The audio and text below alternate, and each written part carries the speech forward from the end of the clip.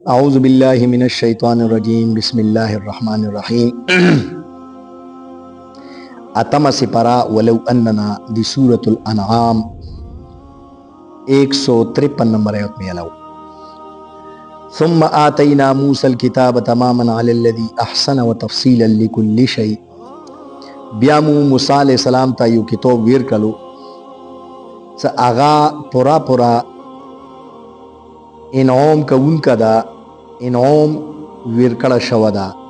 اکثری تا سا آغا نیک تا و تفصیلا لکل شیء او دی ہارشی تفصیل بینوی و ہدن و رحمتا او ہدایت تا او رحمت تا لعلہم بلقاء ربهم یؤمنون کی دائشی سا اغو اخپل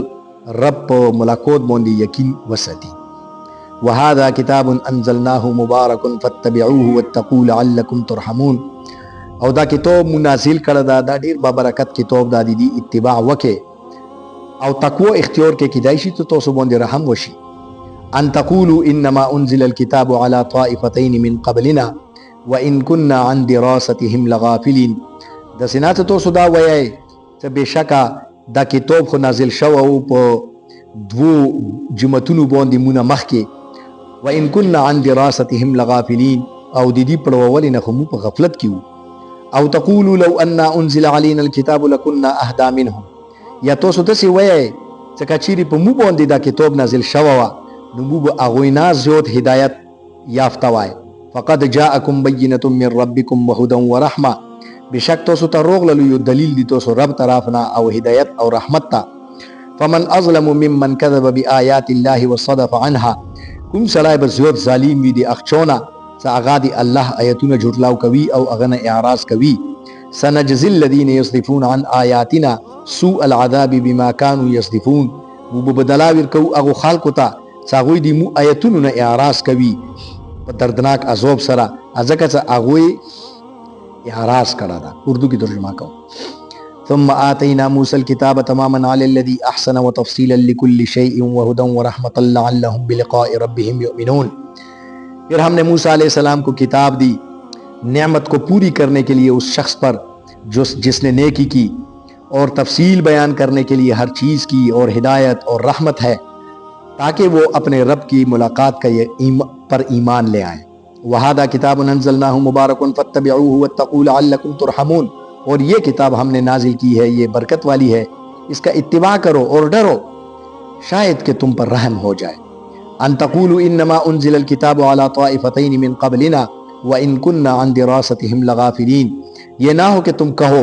کہ بے شک ہم سے پہلے لوگوں پر دو گروہوں پر کتاب تو اتاری گئی تھی وان كنا عن دراستهم لغافلين اور ہم اس کے پڑھنے پڑھانے سے غافل رہے او تقولوا لو ان انزل علينا الكتاب لكنا اهدى منهم فقد جاءكم بينة من ربكم وهدى ورحمة یا تم یہ کہو کہ اگر ہمارے اوپر کتاب نازل ہوتی تو ہم ان سے بھی زیادہ ہدایت یافتہ ہوتے بے شک تمہارے پاس ایک کھلی دلیل آ چکی ہے تمہارے رب کی طرف سے اور ہدایت اور رحمت فمن اظلم ممن كذب بآیات اللہ وصدف عنها اس شخص سے زیادہ ظالم کون ہوگا جو اللہ کی آیتوں کو جھٹلائے اور اس سے اعراض کرے سنجزی الذین یصدفون عن آیاتنا سوء العذاب بما كانوا یصدفون ہم بدلہ دیں گے اس شخص کو جو ہماری آیتوں سے اعراض کرتے ہیں برے عذاب کے ذریعے کیونکہ انہوں نے اعراض کیا ہے ثم آتینا موسیٰ الکتاب اللہ رب العزت چٹا دی اگو شیونو چا اگا اللہ رب العزت حرام کری دی اگا تفصیلی وخیلو اس اللہ رب العزت اخپل طرفنا کل کتابون دی انسان ہدایت طرف تر رستولی دی پا اگو کی دی قرآن مجید او دی تورات ذکر کئی سو دا کمی خبری حرامی دی داغا اٹولی مو پا تورات کی پا قرآن مجید کی داغا شیون بیان کری دی جا کہ اس دی تورات ذکر خوشولو خودی انجیل ذکر ونشولو ویلی واجہ دادا سے انجیل دادی تورات ایوا زمیمان ایوا حصہ ایوا اصلی کتاب چکم دا اغا تورات نو انجیل چکم دا اغا کی لگ مملی دا سے احکامات بدال و نور امغا احکامات و چکم پا تورات کی او دا تورات دی اخپل زمانی او دی پا وقت کی یو دیر بہترین اور یو دیر کامل او مکمل کتابو دی کی دی انسان د زندګۍ تیرولې اټول ضروری مسائل الله رب العزت بیان کړي. اوس الله رب العزت په دی آیات کې د تورات یو څو صفاتونه بیان کړي. یو صفت دا بیان کړه دا اوس الله رب العزت فرمایي چې داغه یو نعمت تا دی اخچو دی پارا چې هغه نیک تا. ځنه مفسرین فرمایي چې دا نیک نه مراد حضرت موسی علیه السلام ځکه دا یو نعمت و چې الله رب العزت اخچو ته ویر کړلو چې هغه یو ډیر نیک سړی و او ډیر نیک صفت انسان و او د انساني هدایت لپاره هغه ډیر لوی تکلیفونه ډیر لوی کوشش او ډیر لوی جدوجهد کړو. ځنه مفسرین فرمایي چې دینه مراد هر هغه یو سړی دا چې هغه په تورات باندې هغه زمانه کې هغه اعمال کړل. نو هغه متعلق الله رب العزت فرمایي چې داغه دا نعمت ته د اخچو دی پاره چې هغه نیک تا یعنی چې چوکاور باندې عمل کوي. او دویام صفت الله رب العزت دا بیان کړل دا چې وتفصیلا لكل شی. په تورات کې د هر شي تفصیل ورکې ده. او ظاهر خبره ده چې هر شي تفصیل نه مراد دا نه ده هغه کې د ګوډو جوړولې ترتیب ورکی دا هغه کې د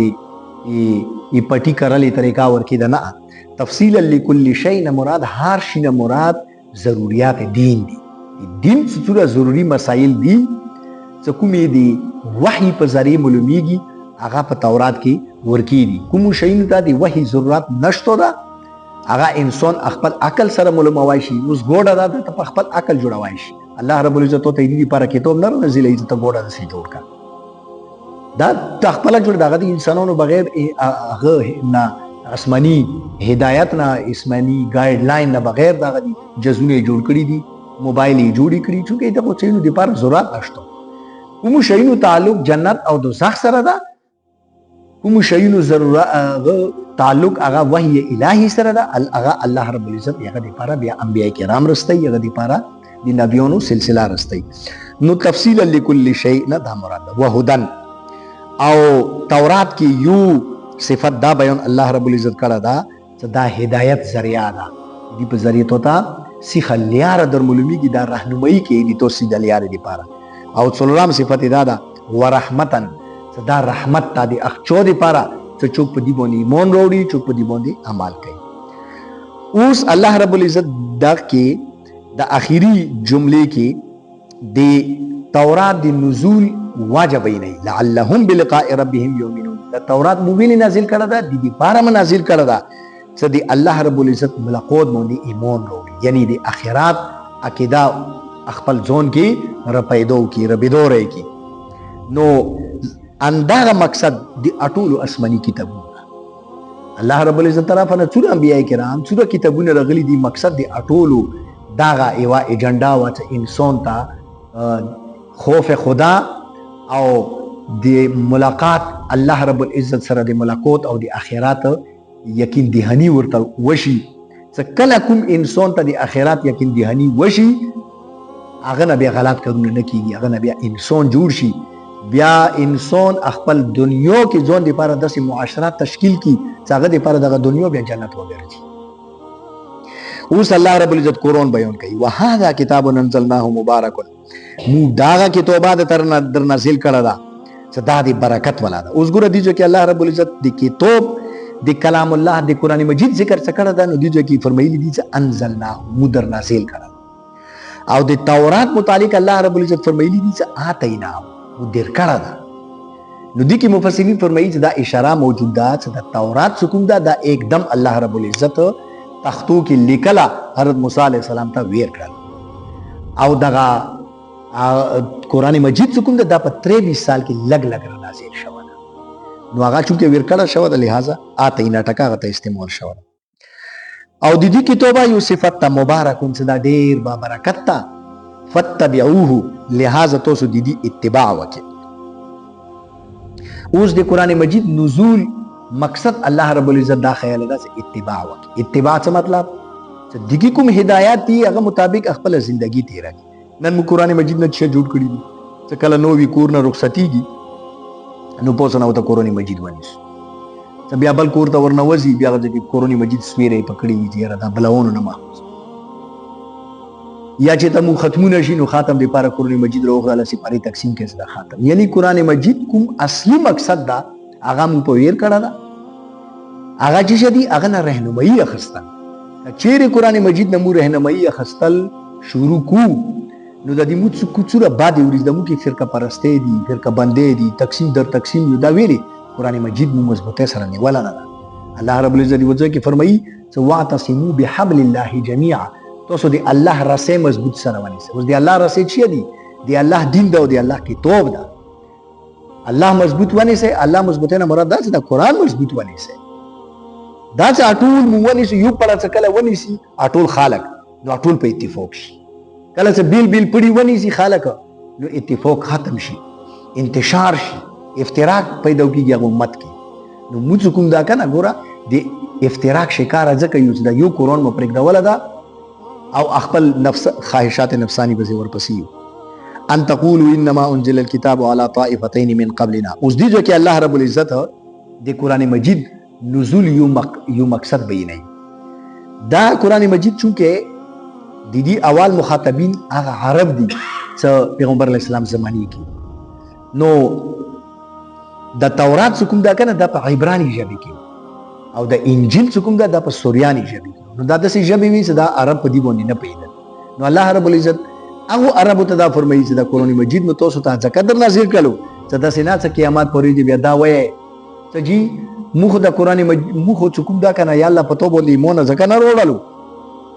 چې موږ نه مخکې کوم دوه نور امتونه وو،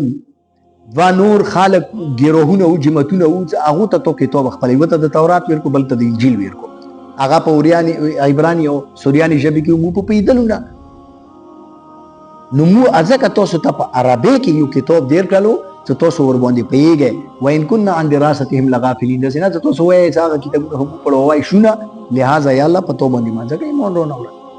او تقول لو ان انزل علينا الكتاب لكنا اهدى منه، یا داسې نه چې تاسو قیامت پورې دا بناونی سي